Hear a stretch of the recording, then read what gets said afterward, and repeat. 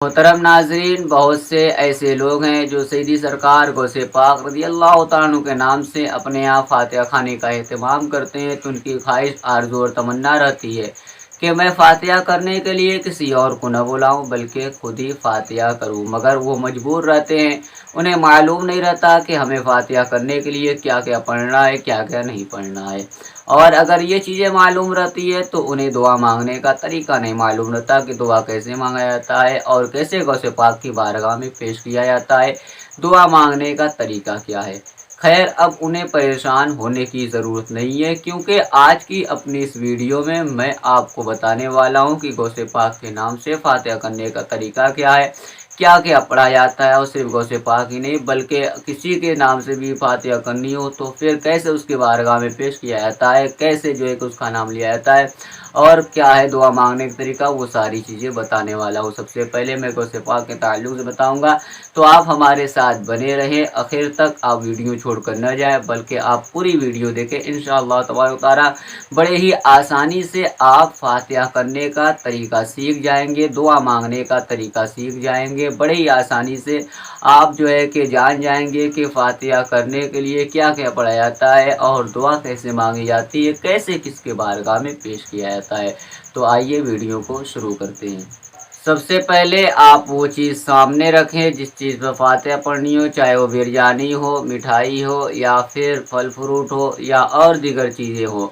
जो भी चीज़ हो आप उसे सामने रखें और एक गिलास पानी भी सामने रखें। साथ ही साथ अगरबत्ती भी आपको सुलगानी हो तो आप उसे कहीं साइड में सुलगा दें, या वहीं अगर जो है कि जगह बन जाए तो वहीं लगा दें। इतना करने के बाद अब आप सबसे पहले औज़ु बिल्लाह और बिस्मिल्लाह पढ़ेंगे, यानी औज़ु बिल्लाहि मिनश शैतानिर रजीम बिस्मिल्लाहिर रहमानिर रहीम। इतना पढ़ने के बाद अब आपको 3 मरतबा दुरूद शरीफ पढ़नी है। आप दुरूद शरीफ कोई भी पढ़ सकते हैं, आपको जो भी दुरूद शरीफ याद हो, चाहे वो अल्लाहु रब्बु मुहम्मदिन सल्लल्लाहु अलैहि वसल्लम नहनु बअदु मुहम्मदिन सल्लल्लाहु अलैहि वसल्लम, ये दुरूद शरीफ याद है तो आप ये पढ़िए। और अगर आपको कोई दुरूद शरीफ नहीं याद है तो आप जो है 3 मरतबा सिर्फ इतना कह लें, सल्लल्लाहु अलैहि वसल्लम, सल्लल्लाहु अलैहि वसल्लम, सल्लल्लाहु अलैहि वसल्लम। 3 मरतबा इतना अगर आप कह लेंगे तो आपका मान लिया जाएगा कि आपने 3 मरतबा दुरूद शरीफ पढ़ लिया, क्योंकि ये दुरूद शरीफ ही है, इसे भी दुरूद शरीफ कहते हैं। सिर्फ सल्लल्लाहु अलैहि वसल्लम पढ़ लेना ये भी दुरूद शरीफ है। तो आप करना क्या है, 3 मरतबा दुरूद शरीफ पढ़नी है। 3 मरतबा दुरूद शरीफ पढ़ने के बाद अब आपको 1 मरतबा सूरह काफिरून पढ़ना है, यानी एक बार सूरह काफिरून पढ़ना है। आप परेशान न हो, मैं स्क्रीन पर वो सूरह आपको दिखा रहा हूँ कि सूरह काफिरून किस सूरत कहते हैं। आप वो सूरह अपने स्क्रीन पर देख रहे हैं, अपने माथों की निगाहों से देख रहे हैं। आप ये सूरह जो है कि एक बार पढ़िएगा। क्या करना है, सबसे पहले 3 मरतबा दुरूद शरीफ पढ़नी है और उसके बाद जो है कि एक बार जो है कि ये सूरह काफिरून पढ़ना है। सूरह काफिरून आप एक बार पढ़ लिए। अब आप जो है 3 मरतबा सूरह इखलास पढ़ें, यानी 3 बार सूरह इखलास। आप परेशान न हो, मैं वो सूरह भी स्क्रीन पर आपको दिखा रहा हूँ। आप स्क्रीन पर जो है कि सूरह इखलास भी देख रहे हैं। आप 3 बार इसे पढ़ें। क्या क्या करना है, 3 बार दुरूद शरीफ पढ़नी है, एक बार सूरह काफिरून पढ़ना है, 3 मरतबा सूरह इखलास पढ़ना है। इतना पढ़ लिए। अब आप जो है कि एक बार सूरह फलक पढ़ें। सूरह फलक की सूरह भी आप स्क्रीन पर देख रहे हैं। आपको ये सूरह फलक जो है कि 30वें पारे में मिल जाएगा, एकदम लास्ट वाली सूरह से पहले है सूरह फलक। आप सूरह फलक पढ़ें एक बार। अब इसके बाद जो है कि आप एक बार सूरह नास पढ़ें। आप वो भी जो है कि देख रहे हैं अपने स्क्रीन पर। सबसे पहले 3 मरतबा दुरूद शरीफ, फिर उसके बाद 1 मरतबा सूरह काफिरून, फिर 3 मरतबा सूरह इखलास, फिर एक बार सूरह फलक, फिर एक बार सूरह नास। आप वो सारी चीज़ें जो है कि देख रहे हैं तरतीबवार कि सबसे पहले क्या करना है, फिर उसके बाद क्या करना है। आप सीरियल बाई सीरियल वो सारी चीज़ें स्क्रीन पर देख रहे हैं। इतना करने के बाद अब आपको जो है कि सूरह फातिहा पढ़नी है, यानी अलहम्दु शरीफ की सूरह। आप वो भी स्क्रीन पर देख रहे हैं।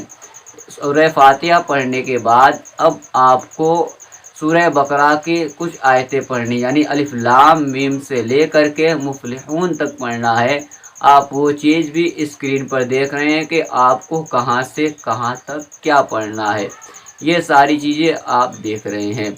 اتنا کر لینے کے بعد اب آپ کو جو ہے کہ وَإِلَٰهُكُمْ إِلَٰهٌ واحد پڑھنا ہے۔ کہاں سے کہاں تک پڑھنا ہے وہ بھی میں آپ کو اسکرین پر دکھا رہا ہوں، آپ اسے نوٹ کر لیں، لکھ لیں یا پھر اسکرین شاٹ لے لیں، تو آپ اس کو جو ہے کہ یاد کر لیں کہ یہاں سے لے کے یہاں تک پڑھنا ہے۔ اتنا پڑھنے کے بعد اب جو ہے کہ آپ درود شریف جو ہے کہ پڑھیں۔ درود شریف پڑھنے کے بعد پھر آپ ایک مرتبہ تعوذ پڑھیں، یعنی اعوذ باللہ من الشیطان الرجیم۔ اتنا پڑھنے کے بعد اب آپ جو ہے کہ قرآن کی یہ آیت پڑھیں، الا ان اولیاء اللہ لا خوف علیہم ولا هم یحزنون۔ جہاں تک پڑھنی ہے میں آپ کو اسکرین پر دکھا رہا ہوں، آپ دیکھیے یہاں تک آپ کو پڑھنا ہے۔ اتنا پڑھ لینے کے بعد اب آپ کو دعا مانگنی ہے۔ سب سے پہلے آپ کو کرنا کیا ہے ایک بار اور بتا دیتا ہوں کہ 3 بار آپ کو درود شریف پڑھنی ہے، 1 بار سورہ کافرون پڑھنا ہے، 3 بار سورہ اخلاص پڑھنا ہے، 1 بار سورہ فلق پڑھنا ہے، 1 بار سورہ ناس پڑھنا ہے، 1 بار سورہ فاتحہ پڑھنا ہے، اور سورہ بقرہ کی کچھ آیتیں یعنی الف لام میم سے لے کے مفلحون تک پڑھنا ہے۔ پھر وَإِلَٰهُكُمْ إِلَٰهٌ واحد پڑھنی ہے، آپ جہاں تک پڑھنی ہے وہ دیکھ رہے ہیں آپ اپنے اسکرین پر۔ اس کے بعد قرآن کی یہ آیت پڑھنی ہے، الا ان اولیاء اللہ، کہاں تک پڑھنا ہے وہ بھی آپ اسکرین پر دیکھ رہے ہیں۔ اب آپ کو دعا مانگنی ہے۔ دعا مانگنے کا طریقہ کیا ہے، کس طرح دعا مانگنی ہے، میں آپ کو وہ ساری چیزیں بتا رہا ہوں، آپ غور سے سماعت کریں۔ سب سے پہلے آپ کو یہ کہنا ہے کہ یا اللہ میں نے جو کچھ بھی پڑھا ہے اگر اس میں کسی طرح کی کوئی غلطی ہو گئی ہو جانے انجانے میں تو مولا تو اس کو پیارے نبی صلی اللہ علیہ وسلم کے صدقے طفیل معاف فرما، اور ان سبوں کا ثواب سب سے پہلے پیارے نبی صلی اللہ علیہ وسلم کی بارگاہ میں پیش کرتا ہوں تو اسے قبول فرما۔ پیارے نبی صلی اللہ علیہ وسلم کے صدقے طفیل تمام نبیوں تمام رسولوں کی بارگاہ میں پیش کرتا ہوں تو اسے قبول فرما۔ تمام صحابہ کرام کی بارگاہ میں پیش کرتا ہوں تو اسے قبول فرما۔ خلفائے راشدین کی بارگاہ میں پیش کرتا ہوں، مولا تو اسے قبول فرما۔ مولا ان سبوں کا ثواب تمام تابعین تبع تابعین کی بارگاہ میں پیش کرتا ہوں تو اسے قبول فرما۔ تمام قطب ابدال غوث کی بارگاہ میں پیش کرتا ہوں، مولا تو اسے قبول فرما۔ پیرے پیرا میرے میرا شاہ جیلنا سیدنا شیخ عبد القادر جیلانی غوث پاک رضی اللہ تعالیٰ عنہ کی بارگاہ میں پیش کرتا ہوں، مولا تو اسے قبول فرما۔ غوث پاک کے صدقے طفیل تمام ولیوں کی بارگاہ میں پیش کرتا ہوں، مولا تو اسے قبول فرما۔ سیدی سرکار خواجہ غریب نواز کی بارگاہ میں پیش کرتا ہوں، مولا تو اسے قبول فرما۔ وارث پاک صابر پاک مخدوم سمنا مخدوم ماہیمی کی بارگاہ میں پیش کرتا ہوں تو اسے قبول فرما۔ یا اللہ ان سبوں کا ثواب تمام ولیوں کی بارگاہ میں پیش کرتا ہوں تو اسے قبول فرما۔ یا اللہ جہاں کہیں بھی تیرے محبوب بندے تیرے مخصوص بندے تیرے مقدس بندے آرام فرما ہے ان سب کی بارگاہ میں پیش کرتا ہوں تو اسے قبول فرما۔ یا اللہ تمام ولیوں کے صدقے طفیل تمام مسلمانوں کی پریشانیوں کو دور فرما۔ تمام ولیوں کے صدقے طفیل تمام مسلمانوں کی مصیبتوں کو دور فرما۔ یا اللہ سیدی سرکار غوث پاک رضی اللہ تعالیٰ عنہ کے صدقے طفیل ہماری دعاؤں کو اپنی بارگاہ میں قبول فرما۔ یا اللہ صاحب خانہ نے جس نیک مقصد کے تحت فاتحہ خوانی کا اہتمام کیا تو ان کے نیک مقاصد کو پورا فرما۔ یا اللہ ان کی جو نیک آرزو نیک تمنا ہے نیک خواہش ہے تو اس کو پائے تکمیل تک پہنچا۔ یا اللہ ان کی تمام پریشانیوں تمام مصیبتوں کو دور فرما، کاروبار میں ترقی عطا فرما، رزق میں بے پناہ برکت عطا فرما۔ اگر آپ کو صاحب خانہ کا نام لینا ہو تو آپ نام پہلے سے پوچھے رہیں، مثلا جو ہے کہ زید ہے، زید کے گھر ہم فاتحہ دینے کے لیے گئے ہیں تو آپ زید کا نام لے سکتے ہیں۔ اس طریقے سے کہیں کہ یا اللہ زید کے گھر میں جتنے لوگ بھی بیمار ہیں انہیں شفائے کاملہ و عاجلہ عطا فرما، جتنے لوگ پریشان ہیں ان کی پریشانیوں کو دور فرما۔ یا اللہ زید کو اور زید کے گھر والوں کو زید کے دوست و احباب رشتہ داروں کو ہر کسی کو مولا ہر زمینی اور آسمانی آفات و بلیات سے بچا، اپنے حبیب کا صدقہ عطا فرما۔ بالخصوص مولا زید کے گھر میں رحمت و برکتوں کا نزول عطا فرما۔ یا اللہ زید کے کاروبار میں ترقی عطا فرما، رزق میں بے پناہ برکت عطا فرما۔